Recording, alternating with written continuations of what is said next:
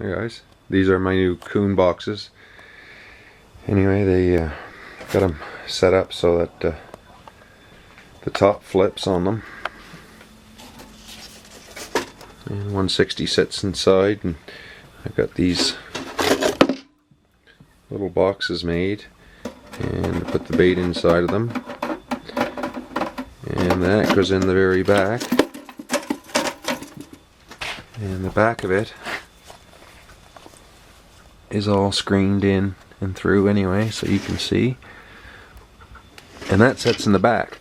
And the reason I don't have it solid is because I found when you get a coon in one, and if you want to know if there's a second coon or not, the second coon will climb right in over the other one and take that little wire mesh box, and it only takes them a second or two to figure out how to get it open. It's usually within 15 or 20 feet of the trap, and they leave the wire mesh behind, and away they go, so you know you got another coon around. So that goes in the back like that. They got a screw set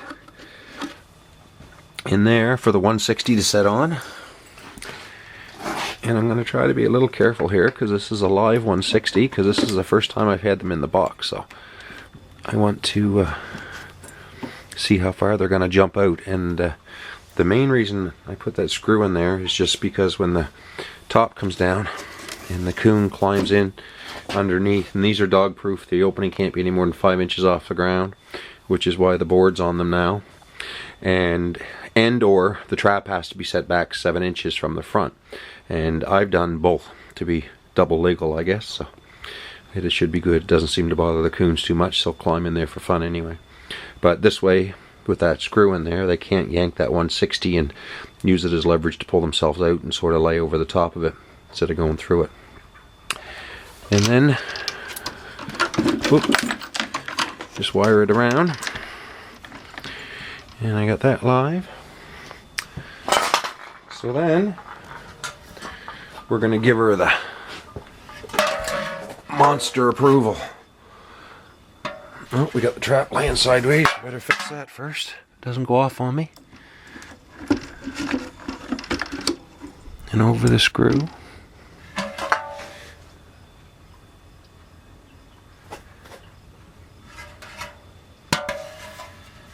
Let's see how far that jumps out. Right out of the box. One dead monster can. Anyway, 160s are killer on coons, so wish me luck. I made a bunch of them this year, so those will be something I hope we'll be seeing a lot more of. Hopefully with fur inside of them rather than a monster can. Hi guys, this is I guess the end of getting ready for me. I've pretty well got everything done. These are 10 more of the coon boxes that I made that the 160s go in that are dog proof, and they're ready to go, and I get 10 out back and a few old ones from last year, so that gives me 25 coon boxes plus my live catch, and I've got my 330s hiding in the back there ready to go. Another box of them right there. The yellow box is my 160s, or some of them, and they're all wired and tagged and ready to go. And the tub down there with the blue cover is all my 110s for muskrats and footholds for muskrats, and that's full. And those poles there are for my 110s in deep water to just slide them down, set them in front of their houses, so works pretty good. And there's my coyote traps, or some of them. There's 2 tubs, and they're all washed and dipped and waxed and ready to go. And the bottom tub is full of number 3 Bridgers 4 coils on drags, and the top ones are Bridgers, same thing, but they're to be staked down. And there's a box of my snares. It's pretty dark in here, but they're all bagged up individually and ready to go. And I've got them bagged up in bags of 30, so I think there's 200 snares in there.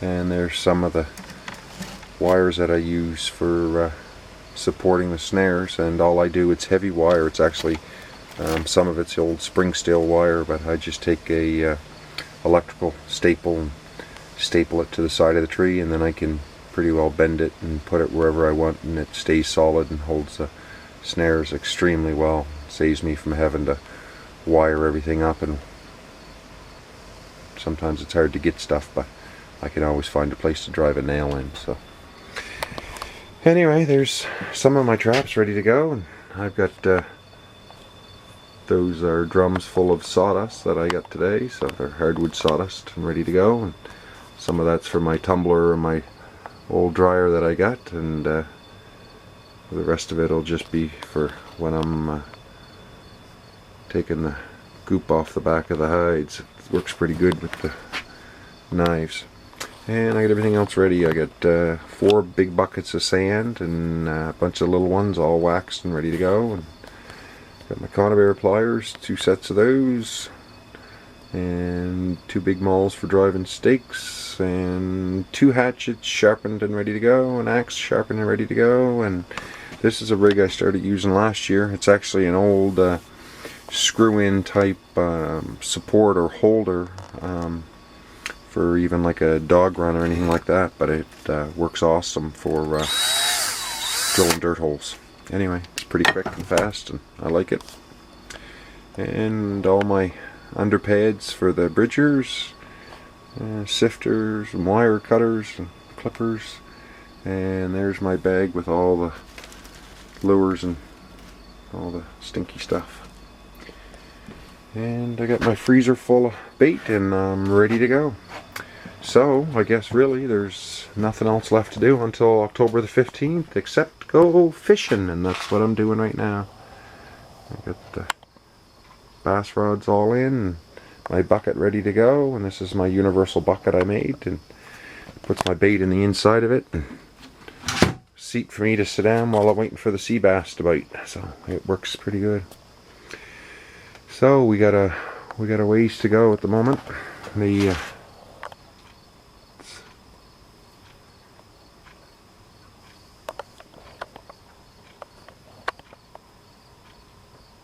it's 8.5 hours away from high tide, so 6:15 tomorrow morning is high tide, so I get my alarm set for 3:30, and I'll be fishing by 4. So anyway, we'll wrap this video up for now, but maybe I'll have a good sized sea bass to tag to the end of it in the morning. Bye for now.